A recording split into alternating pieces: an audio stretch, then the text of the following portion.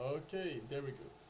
So, this little presentation is meant to showcase a bit, Phoenix growth since our launch in January, 6 months ago. And it's also meant to show a bit of my vision of the prop film industry in general. So, this won't be very long, I think it will last like 15 to 30 minutes. And at the end, like I promised, I'll give away some accounts and give you some nice discounts too. So let's get started with this little table of content. Like I said, Phoenix growth, vision of the industry, upcoming features. I'll also include a little section about futures versus CFD firms because a lot of you are coming from CFD firms, and I think it's very important to well show uh, the advantages and the drawbacks of each ones because they are in each category. So we'll also do that. Let's get started with Phoenix growth very quickly. So this is the graph of the growth for the first 5 months. So in February we grow 50%. By the way, the numbers are all rounded. So in February I think it was like 52.4, but we rounded it at 50, and all the same for all of those months. So you can see that the growth is pretty great. It's pretty great with a little decrease in May, but all over it's pretty good. Oh yeah, I found the pointer. Um, for July, August, etc., we expect it to be a bit lower, maybe around 40 to 45, because in summertime usually uh, things are much more quieter. People are going on vacation. You may be on vacation pretty soon.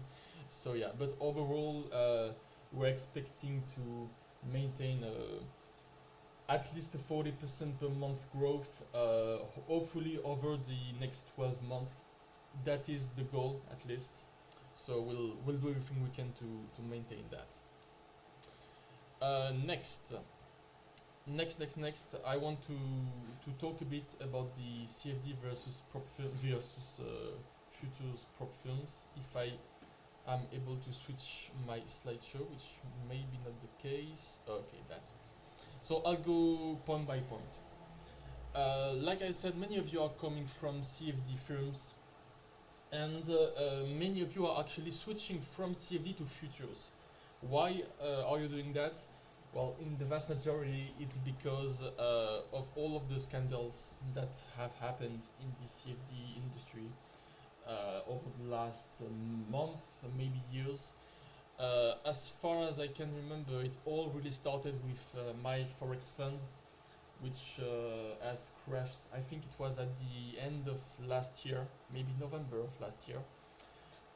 So yeah, it all started with that, but a quick summary won't be too much. So why not choosing CFD? First of all, I'll start with the definition of a CFD. A CFD is a contract for difference, and it simply means that you don't own the asset that you are trading. In futures, you don't own it too, but that's a different story. Uh, for CFDs, what you have to understand is that all firms have different CFD of the same asset, which means that, for example, if you go on FTMO, okay, you trade the Nasdaq on FTMO. The Nasdaq you will trade is actually not the same as the Nasdaq you will trade in my funded funding pips, for example. Those are not the same asset. Those are the same price, hopefully, and we'll go back to that point. But this is not exactly the same asset, and this simple fact that the asset is not exactly the same is allowed because CFD are not properly regulated. At least they are much less regulated than futures, and that is what allows basically firms, CFD firms, to open from a day to another. For just a simple comparison purposes, at Phoenix we had to comply to multiple licenses delivered by, in French it's called the Autorité des marchés financiers, French authority market, financial authority market. So we have to pass that agreement. It took like 3 months to get, just to pass the exams, I mean. And for CFD, for CFD films, that is a pretty different story because basically there is no such thing. Another very important point for CFD is that almost almost at any moment you are executed on a real account. You are never ever executed on a real account. They call that a book. Why are they not? Why are your account not executed on a real account? It's pretty simple. It's because it costs a lot of money to do that, and we'll get to that a bit later. But clearly, CFD Films owner have no interest in you passing on live funded accounts because it will cost way too much money for them. So that's one point, and the number of cases where films said you are executed in live situation in a live environment, and it was proved that it was not the case, are multiple. I can give you like 10 examples of that, but honestly, that's just lying. And I think, that this is my theory. All the films that have claimed that in the past eventually went out of business 3 or 4 months later. So another reason you see, and from more technical point of view, practical point of view, you have to know that in CFD firms, commissions and spread are dynamic. You probably know that, but they are changing with the day, from a day to another. And that was actually, I think, the main reason for why my forex fund got caught. It was because their user found that at some moment the spread was gigantic. The spread is the difference between the best sell and the best buy price, as you know. But yeah, that basically allows the firm to fail any trader they may have, funded or not. So yeah, and to continue a bit on that, why are CFD firms not wanting you to pass on the live funded? It's because it's, at least not because, but manifested by multi-step strategies. To give you a bit, to give you some statistics that I have by a friend of mine who runs a fund. In average, the number of people that are passing the two steps are among like 6 to 10% in his firm, at least. So, and you didn't even get a payout, you just got funded. So yeah, multiple steps means multiple chances to fail everything, and multiple chances to fail everything means that you will just have to pay a lot more. So the two last points. Still on this practical point of view, there is a clear and actually I've learned it from someone in the Discord.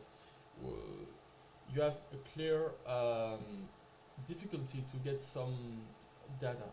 In this example, I've said the volume data were difficult to obtain, but it's true for all the data in general. So yeah, I didn't know, honestly, up until 2 days ago, I didn't know that this was a thing, because I've always traded on futures for films before. But volume data are actually quite difficult to get in comparison to what it should be. And finally, you have a much higher price tag. Much higher price tag. For example, I think a 50K in CFD firms is like $30, something like that. Uh, if you compare to price, it's like in comparison, it's three times the price. If you take the starting balance only. So yeah, pretty expensive overall. On the other hand, on futures, and I promise that it would not be all positive, but on futures you have at least normally a clear path to live funding. So this point is actually very interesting because it's true for some firms, but it's not true for all the firms. Uh, it's like everything in the world, there is good and bad in each side, but uh, most of the firms, most of the good one at least, have a clear path to live funding, and by live funding I mean funded with a real broker in a live environment, funded with the capital of the company. I don't know the names of the brokers used by the concurrents, at least not all the names. For example, we use EdgeClear, which is a reputable broker, but yeah, for the vast majority of the good firms, you have that clear path to live funding, and this is actually very important to have, because if you think about that, uh, what is the business model of a prop firm that doesn't have that clear path to live funding? What do they do with their sim funded traders? When you are and I say it right now, when you are sim funded, we don't make any money on you, because it's because of the nature of the thing. You are in simulation, so you are not operating on the real markets. We don't have a clear view of your level, of your trading level, so we can't copy you yet. And on the other hand, you can be either lucky or either a very good trader and we don't know it yet. And so you are just costing us money. So if you think about that, prop firms that don't have this clear path to live funding are just doomed because it's not a sustainable model. Extremely simple. Next, you have an extremely low spread and fixed commission, and that's also a really important part and also a technical one. In futures, spread is almost not a thing. Okay, if you are even if you are trading on the Asian session, which is quite rare, but it actually happens, you almost never experience some spread. In large volatility news, it may happen, but they are usually not allowed in most of the firms, so it doesn't change that much. And you have obviously fixed commission. The commission rate varies between the firms. I know that some firms are asking for higher commissions, some firms are asking for lowers, but it's overall I think it's a bit less expensive than for CFDs. And obviously, you have regulated markets, like I've said earlier, one-step challenges, like I've also said earlier, and and that is my negative point for futures. I know you've been waiting for that. Some rules, it's true that some rules can be confusing or complicated for some firms. What do I hear by that? For example, recently I won't give names here because it has I have no interest in doing that. But some firms have fixed. I think it was a 23% consistency rule per day to get a payout, plus $200 profit just for the day to be counted as a trading day. So if you are trading, if you traded on a particular day and made like $150 in profits, then it's not even counted as a trading day. It's exactly like if you did nothing. So those rules are comprehensible, but rather complicated, and most of all, they are a shot in the trader's foot, and that's exactly what we should avoid. Here I'm talking for Phoenix, but for the trader's perspective, it's a catastrophe. I mean, would you want to trade on a firm that requires you to like do a certain amount of profits, and if you don't do, it won't be even counted as if you did something? I think it's pretty unfair.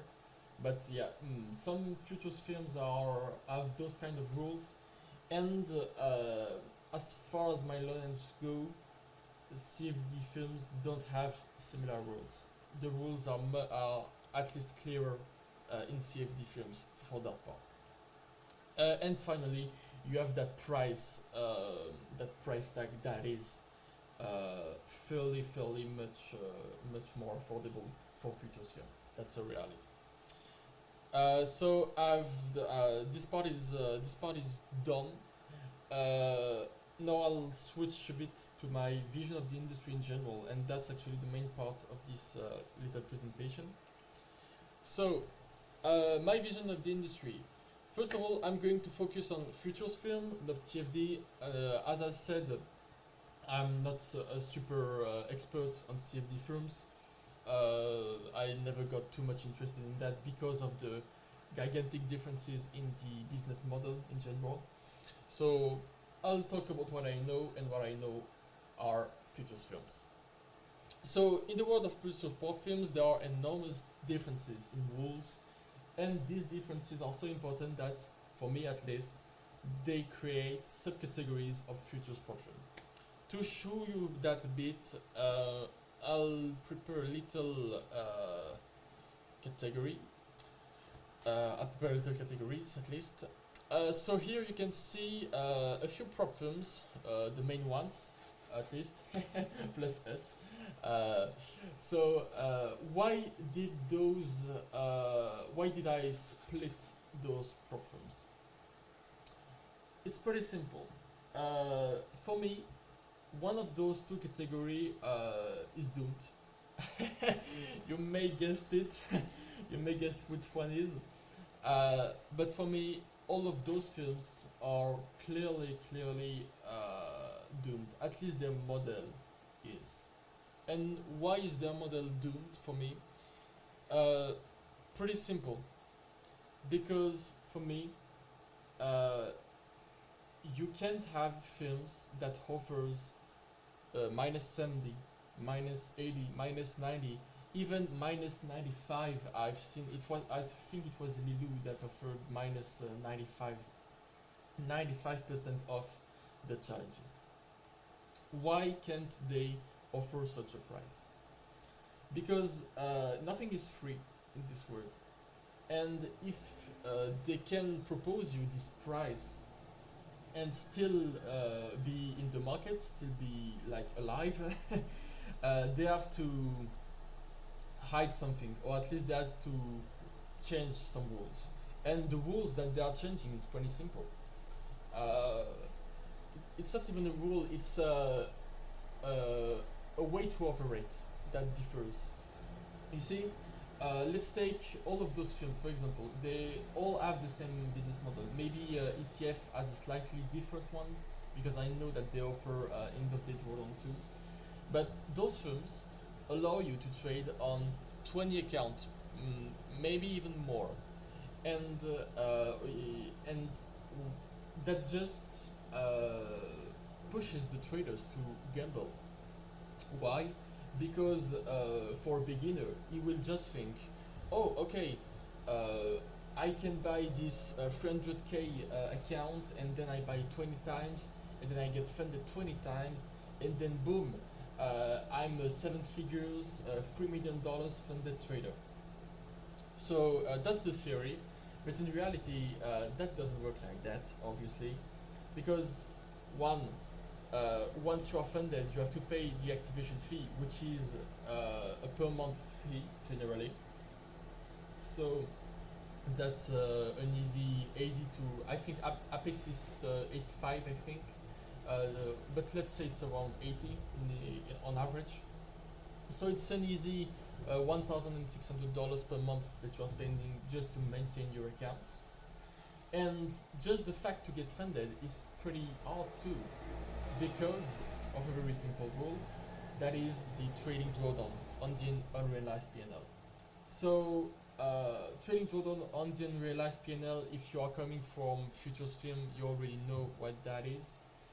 Uh, but it just trails the unrealized P&L. For example, if you made a trade that was at like $2,000 of unrealized profit and you didn't get out in time and only managed to do like 500, then the trading drawdown, so your account stop loss, will be based on those $2,000 you could theoretically have made, but in fact you only made like 500. So it's obviously, I think, the worst rule possible in the trading world, and that's the price that the trader have to pay to enjoy the minus 70, minus 90, minus 95% of an account. And to finish a bit on that part, uh, films like those in the category A don't send their trader to live environment. You have to know that, or at least they do it very very carefully, and they do it almost at no moment. If you are an Apex funded trader, a live funded Apex trader like I was, what they do when you make money is the following. They send you a sweet email saying, "Oh, you are starting to basically you're starting to make a bit too much money, too much money with us. So what we will do is send you to someone else, and this other company, this funding partner, like they call it, will handle you." So basically, they are giving up their best traders because it will cost them too much money, and they don't want that. And that's the simple thing. So for me, those models are doomed because uh, it's not in the it's not great for the trader. It's just disadvantageous. But it's not even a rule problem. It's a problem of vision. Like I said, the vision of those films is not to make the trader's journey enjoyable. It's just to uh, make profits out of some gamblers. And I think this is not something that the trading world needs or wants. And I also think that the films on the right category don't have that mentality. And yeah. So to complete that, so that is what I've just said. 90, those films are doomed, etc. Yeah, the purpose of the films. The purpose of the films, so in the category B, I mean, is to clone broker accounts. So live accounts, accounts that you can get on AMP, for example, Iron Beam, Optimus Futures, etc., etc. Real accounts. The purpose of the prop films have always been to clone accounts, and I think that eventually we'll reach a stage where this clone state is reached. What do I mean by that? I mean that at some point, performance challenges will be so closed, so well made for traders that it will almost not be upgradable. Okay, and this will be done, in my opinion, to static with static drawdown and with no to a very few limits on the payouts.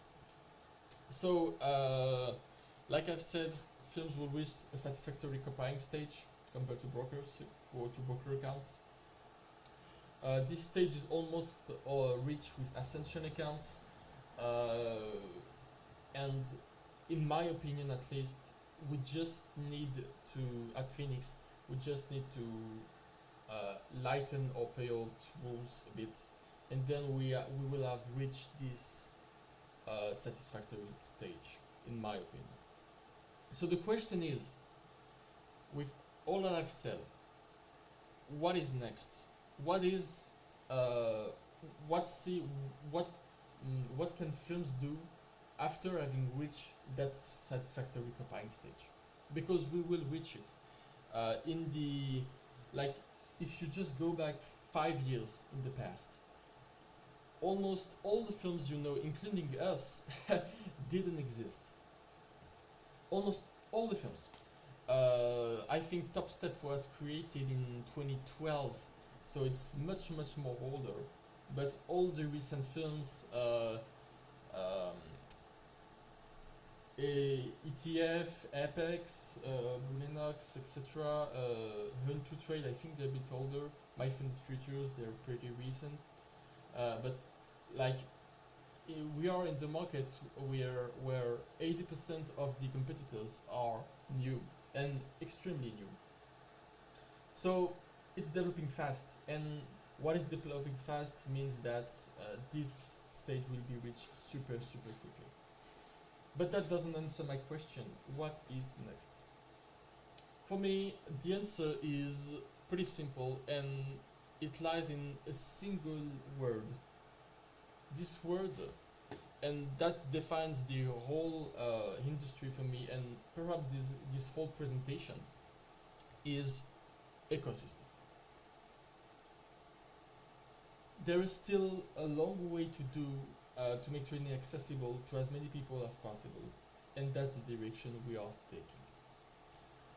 What does that mean? It means that if you think about that, if you think about it, you have to do a lot of things to just be able to trade.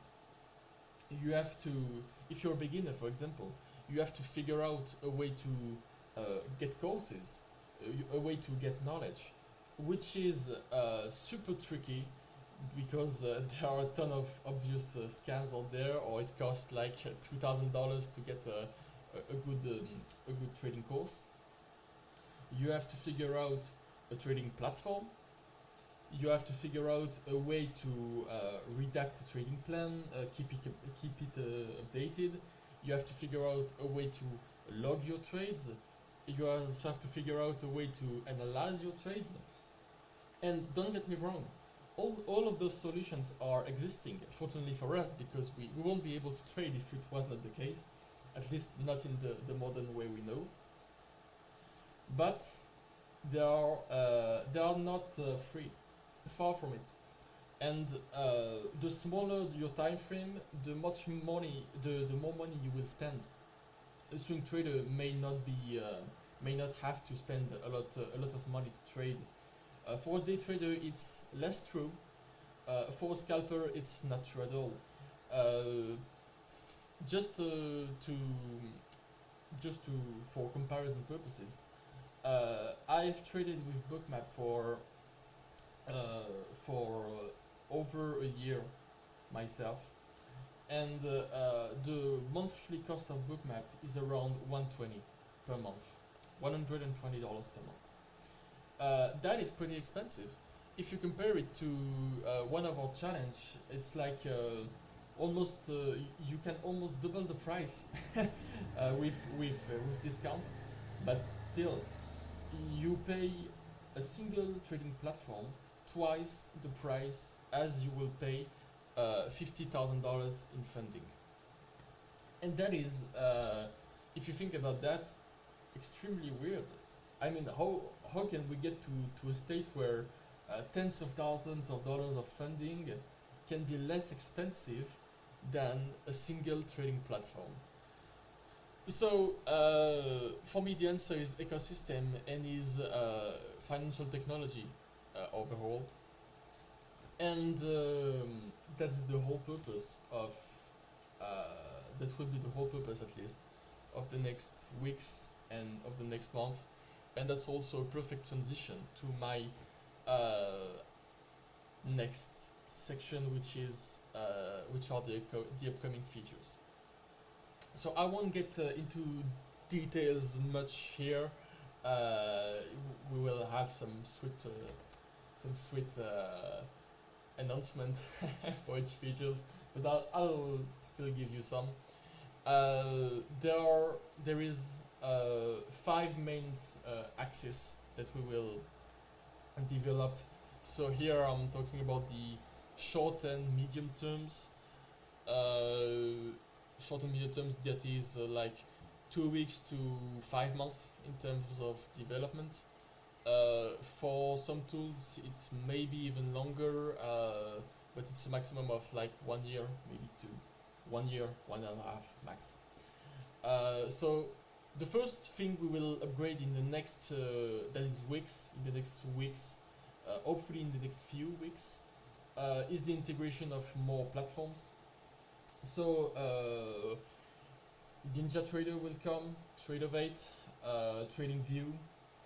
We will also add CTS to give you an example, and we're also working to integrate another data feed. To quote them, it's CQG. So if you are coming in from the futures world, you already know those. If you are not, those will just give you some more, I would say, enjoyable way to trade, especially TradingView for mobile users.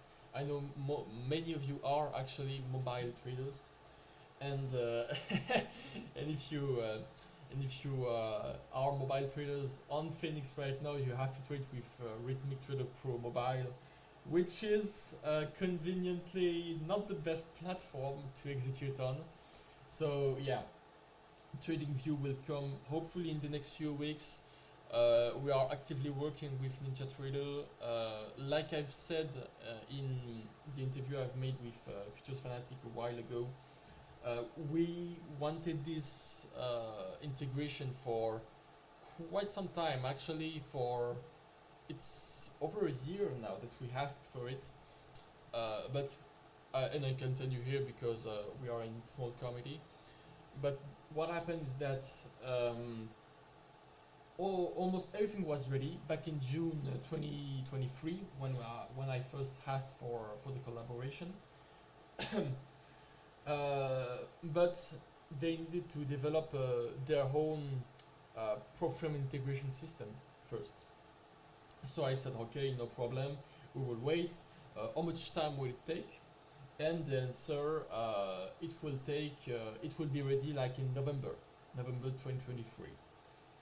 And in November 2023, my Forex fund crashed, and they crashed with like $400 million in their bank account, and that made a huge scandal that have shaped the whole prop firm industry. And so they got they feared the repercussion of prop firm integration systems and of prop firms that will be pure scams and that will use their tools. So they needed some legal backing, and those legal backing actually took about 7 months. It took more time to back end the thing legally than to to develop the whole system, which is kind of funny if you see it from that perspective. But still, that is over, almost over, and now we will be able to integrate it in the next few weeks. Next, we are actively working on more ways to get paid and to pay.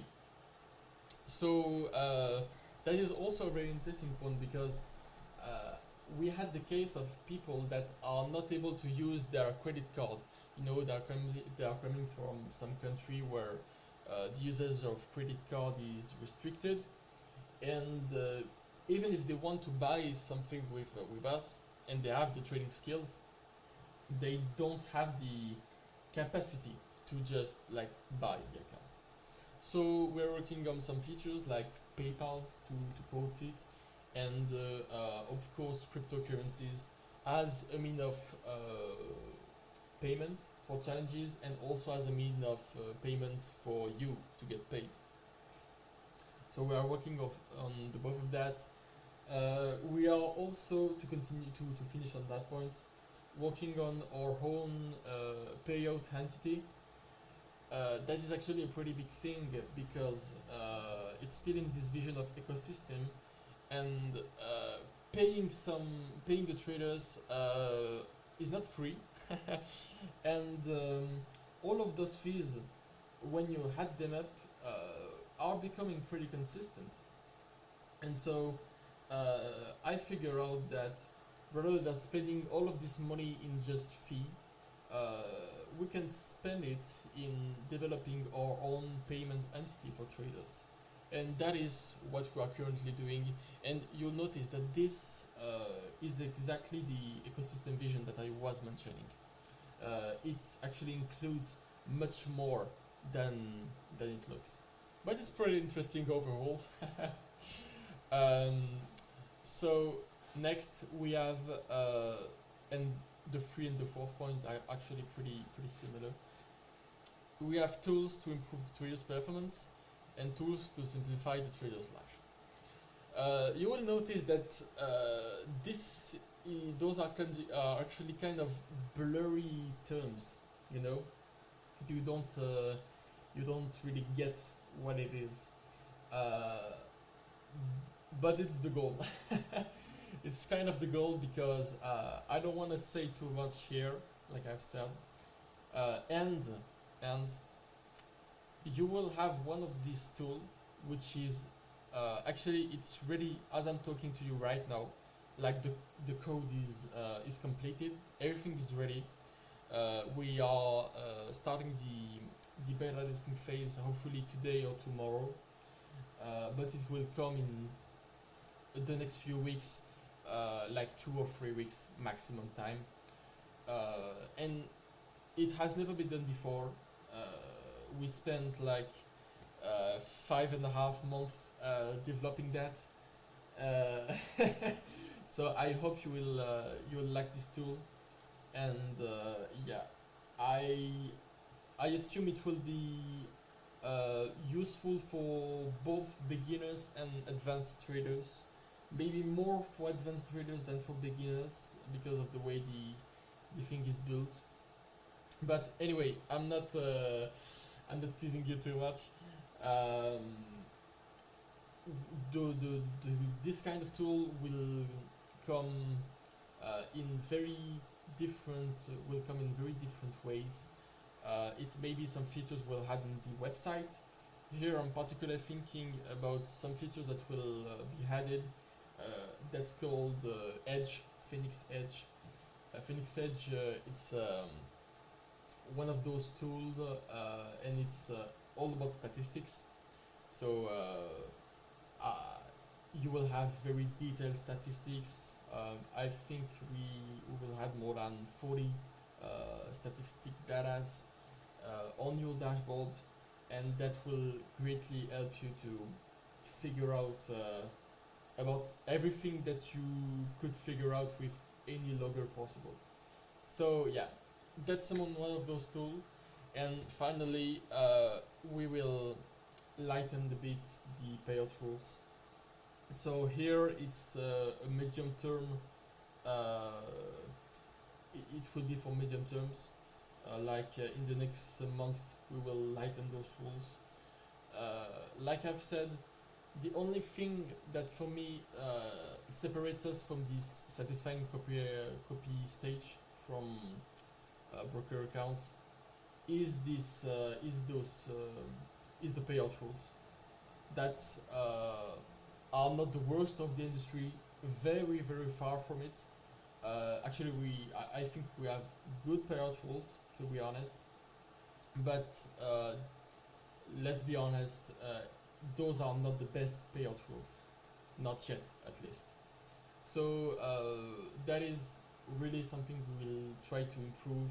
And when we will get this payment entity of ours, we will be able to do that much more easily, because we won't have any fee of any kind associated with that.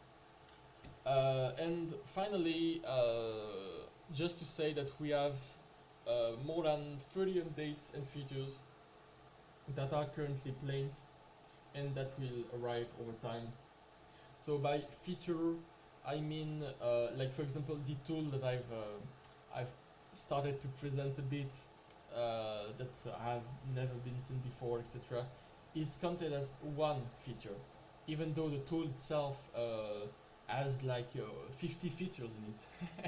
So yeah, we are working on a lot of things. At least now we are not working on a lot of things, but a lot of things are planned. If we were working on 30 features at once, it would be a bit too diversified to handle correctly, I think. So yeah, we're working on, I think, 3 features right now, and it's more than enough if you want my opinion. So yeah. So that's over for this little presentation that lasted way more than I thought it would. 40 minutes. Now it's time for some of your questions, if you have any, and if you don't, then it's not a problem. I will skip to the little giveaways that I'm sure that you you expected. Uh, yes, Sammy, what did you say in the chat? Please make a PayPal payment option. Yeah, it's scheduled. It's scheduled. It has to know which time around to be implemented. It will be implemented in, I think,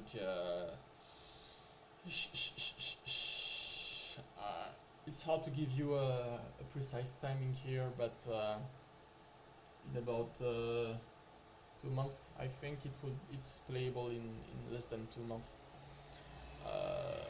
That's the goal at least. But for now, we will try to do it a bit sooner.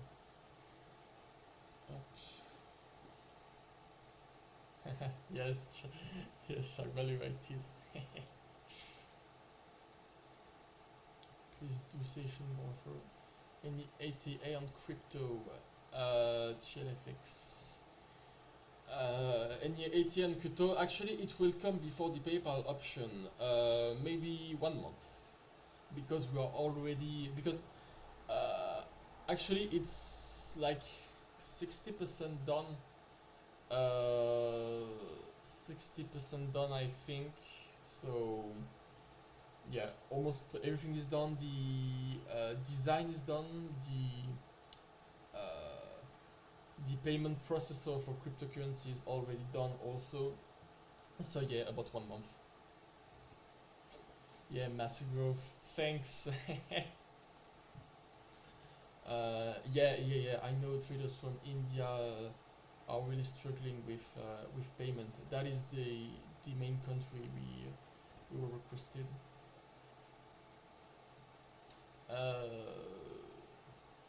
Why got out? Number of total traders.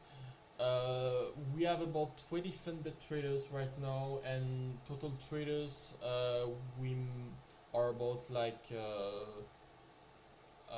I think a bit more than 100, 150. I don't know exactly but strangely enough, a very few have actually made a paid out. I think we must be at like 15 payout on the, like, in total, which is not that much if you want my opinion. And especially if you consider that only 3 of them posted in the channel. But yeah, hopefully, if you get a payout from Phoenix, please post it. I think we'll do a little bonus, like a $50 bonus for the people that post the payout proof in the channel, because it's yeah, the channel looks kind of empty right now. But yeah, if you are paid out, please post your payout proof. Okay.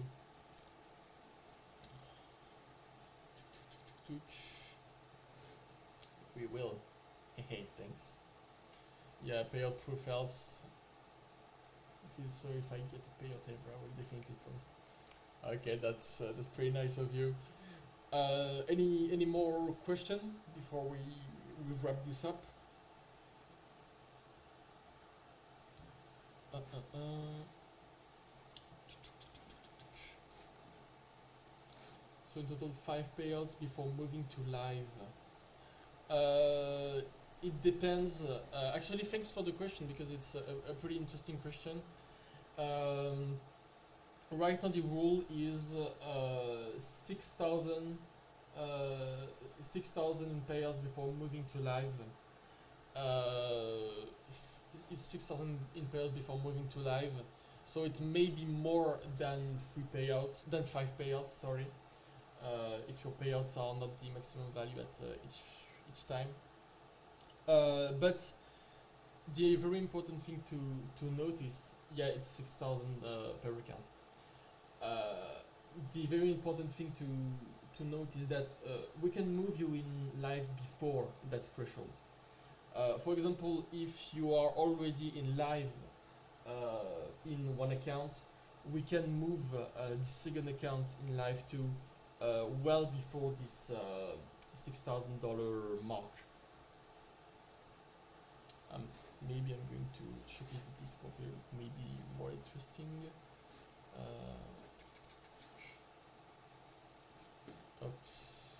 Let me change my window. Up. Yeah, because you are not seeing you are not seeing a lot of things since. Okay, wow. Can I do that? Okay. We'll try to get this window like that. And after I wanted to refute it, but unable to get one, sir. Why Yakadaka? Sorry for the sorry for the name, that was a terrible pronunciation. And after going live, there are consistency rule. There are a 30% consistency rule. Oh no, after going live, there is no consistency rule. Sorry. There is no consistency rule and no payout rules when you are live. So we are live with EdgeClear, and you know it's pretty logical, because where you are in a live environment, you don't cost us money. You don't cost us money anymore. So yeah, we don't restrict you after that stage. Data problem. Can you elaborate a bit? Data problem. If you exceed $6,000 per month, we will be moved in a real account. Yes, you will. In withdrawn profits, that's a very important things to note. It's when you withdraw $6,000 in account, in profits, in dollars. Oh wow, I'm tired. So yes, you will be moved to live after that threshold. Okay, that's clear, Sammy. Not enough data. Tuk money problem. Stay a bit and you may be able to get one. Okay, perfect. So I think we are all clear. Let me look in the July 8th section. If you have more questions. Nope, no more questions. Let me go back here. Okay, I think it's all clear. So let me go to my wonderful presentation. By the way, there will be a rediffusion on YouTube with that PowerPoint if you have missed it. So don't worry about that. So for 24 hours only, and because you have been present in this presentation, there is a 50% roadmap, 50% discount code available for all the challenges. So it's the code roadmap. You are able to use it on all the challenges. It's by far the biggest discount we have ever made. That's why it lasts only 24 hours. So yeah, if you want, enjoy it. And we have also hidden free classic accounts in the FAQs article. So it's in the form of a little code that is in some articles. So the code gives you a 99.9 discount code, which is equivalent to to nothing basically. I think the account will cost you 9 cents. We can do a 100% discount code because Stripe, our payment processor, doesn't allow it. It just crashes if we do that. So yeah, 3 accounts have been hidden in the FAQs article. Only one use per code, and that's basically it. So yeah, thanks thanks a lot for attending to this little presentation. I hope I was clear. It's the first time I'm doing something like that. So I hope you loved it. Hopefully I was clear enough. And yeah, thanks a ton for having assisted to this presentation. Up.